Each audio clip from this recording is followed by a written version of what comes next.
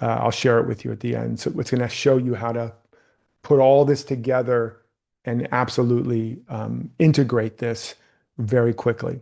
Okay, so evolution one, you can put up the slide briefly if we have it. And this is AI will think for us. We have to think for ourselves. So here's the thing.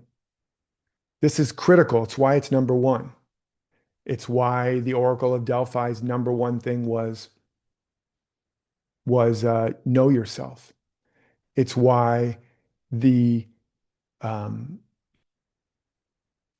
the what is that thing? Oh, that shit! I just lost it. Oh shit! I forget. I'll get back to it. There was something else I wanted to share that just was not planned, but knowing ourselves is the key. And it's, oh, I know why. It's also the key why freedom of speech is number one, because our ability to speak our thoughts and feelings and ideas is one of the ways as humans we get to know what we really think, and we get to test it, and we get to have our thoughts die instead of us. And so thinking for ourselves, thinking originally, thinking deeply so that we can know what we're really made of and made for, it's number one. This is why if you don't know yourself, you can't be yourself. Or if you don't know yourself, as I said before, something or someone is going to know you better. And and believe me, the algorithms already know you probably better than you think they do, maybe better than you know yourself. And when that happens, guess who's using who? Right? There's that example of the woman who was getting all these pregnancy things, and she's like, "Why is I'm getting all these pregnancy things?" And she went to the doctor and found out she was pregnant. So the algorithm knew she was pregnant before she did, and that's old. So we must learn to think for ourselves, and most people aren't thinking, right? And the algorithm therefore can manipulate us. If you're angry, triggered, judgmental, afraid, worried, complaining, or gossiping, you're caught in a thought loop that you did not either consciously choose or that now it's running you and not the other way around. Many of them are old programs that we didn't choose, that we didn't put in or install. Your mind has been conditioned. It's been colonized by religion, media, history, and culture. We think between 6 to 60,000 thoughts a day. People haven't agreed on this, but most of those thoughts are the same ones we thought yesterday. So if you want to be a thought leader, any of you in there, you need to be the leader of your own thoughts, not just let thoughts lead you. And you need to think for yourself so you have an original thought every once in a while. Okay? So this now what this gets down to, the core idea is what's called metacognition. Metacognition is our ability to think about what we're thinking about. It's our ability to think outside of time and space. We're the only animal we know that can do that. Maybe others can, but we're the only one we know of. We can think ahead, we can think behind, we can think outside of our condition. We can choose.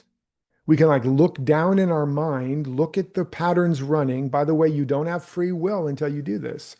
Until you have expanded awareness of what's running you, you have free won't, not free will. You're in resistance. You're in reaction mode. You're already replaced by a program and an algorithm that you didn't choose.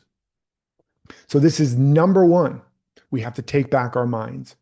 You look out the world and all the conspiracy thinking and all the rage baiting and clickbaiting and polarization and mental health issues and meaning crisis. This is because the algorithm has hijacked humanity's mind and is manipulating the crap out of it. And we must not let it do that. My wife probably wouldn't mind I shared this, but she's been looking on, she's been on social media because there's a lot going on. I'm not saying put your head in the sand. And she started getting caught in all this stuff. And I'm like, did you research it? Did you research it? That's probably not true. That's not the whole truth. And she realized she had been caught and it was tearing her apart and it was ruining her day.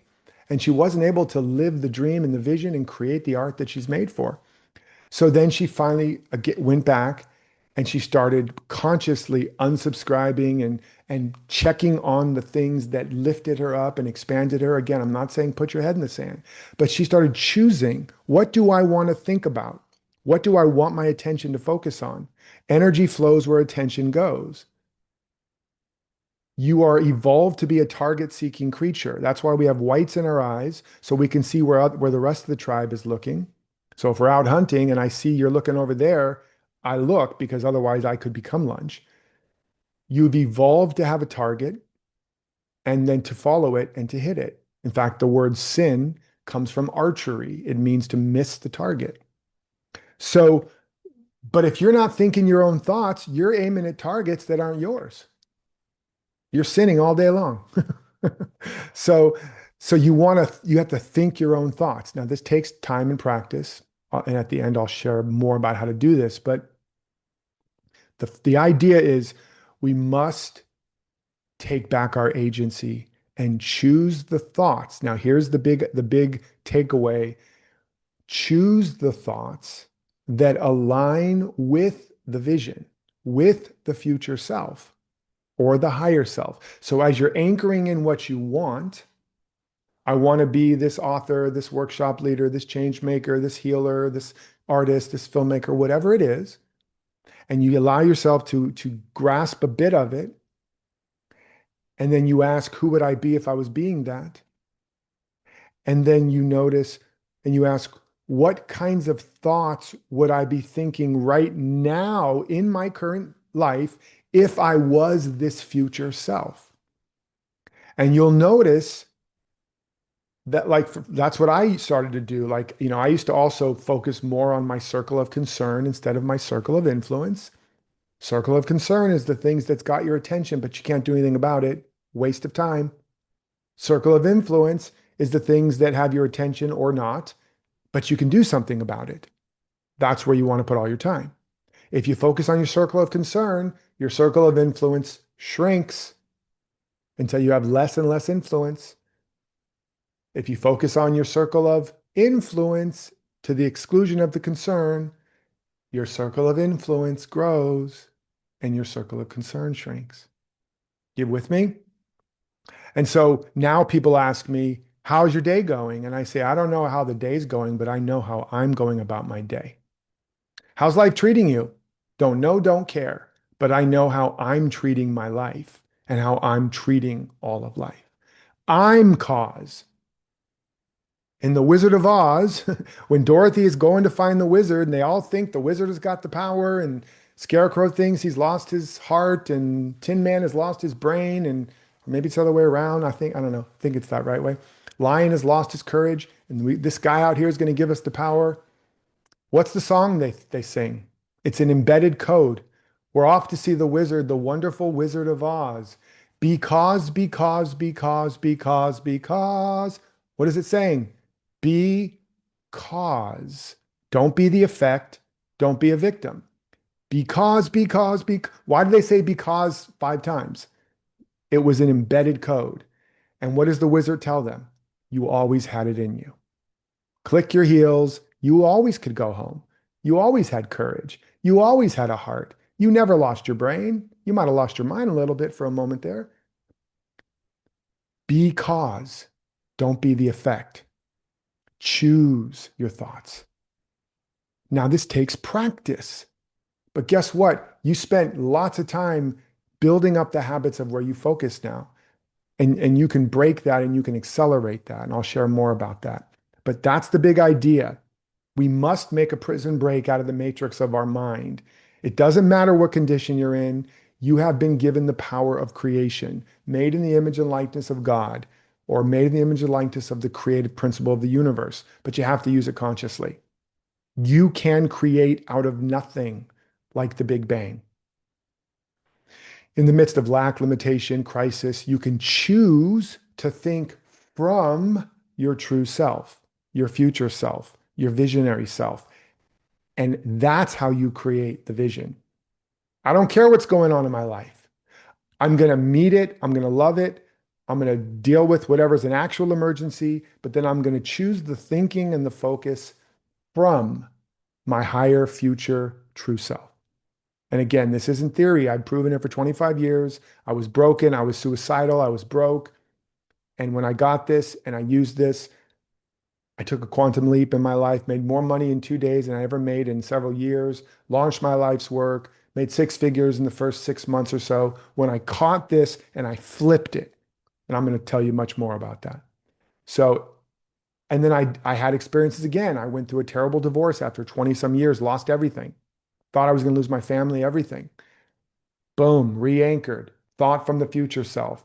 Chose my thoughts, not anybody else's, not even what my past thinker, because the past guy is going to have thoughts that aren't about the future guy. I chose the future thoughts. I chose the higher self thoughts, and I focused on it. And I let my energy flow there.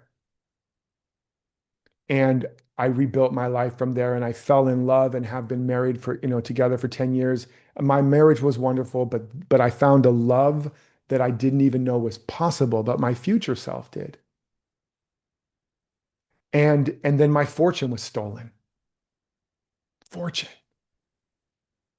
I could have choose the past self thoughts. Not, that wouldn't have been good. I could have chosen the present guy thoughts. Not good. I could have chosen the beliefs of the world. Not good. I chose my future self thoughts.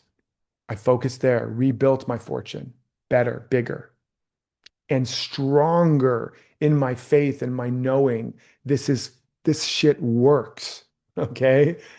And I don't want to bring the energy down, but some of I even went through the greatest tragedy somebody can go through. I lost a child.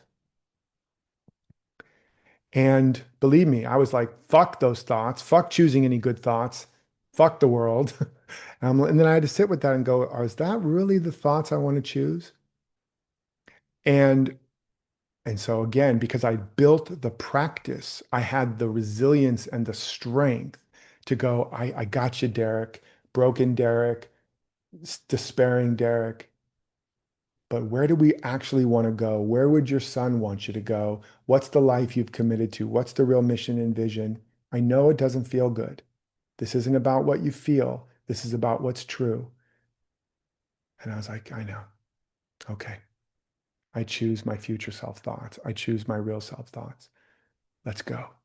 And all of a sudden, poetry began to pour out of me and music, song after song, and a love that was bigger than I ever thought possible. And then a voice dropped in and said, when the form that held your love is shattered, it is not lost, it is liberated. The thought of what you thought love was, kid, you're just getting started. Love is so much more. And this experience didn't happen to you. It happened so you could know the depths and the breadth of love. And that's exactly what's happened. So this is what's possible. No matter what you've lost, no matter what you're going through, you have metacognitive ability to choose where you focus. Okay. And again, my life is, I've built it back bigger, better, more love, more family, more connection, more opportunity, more abundance, because I claim my sovereignty, my agency, my oneness with the creative principle of all of life, which is the same thing in you. That's why it's number one. You with me? So think about this right now. Think about like, what's one belief or thought pattern you know is running you, but is either not really yours, is part of the old self or the present self that needs to be released, that is not in alignment with the future self, the emerging self. And you can tap back into that vision for a moment and ask what your future self would think in this area. As I already said, choose that thought and post that in the chat.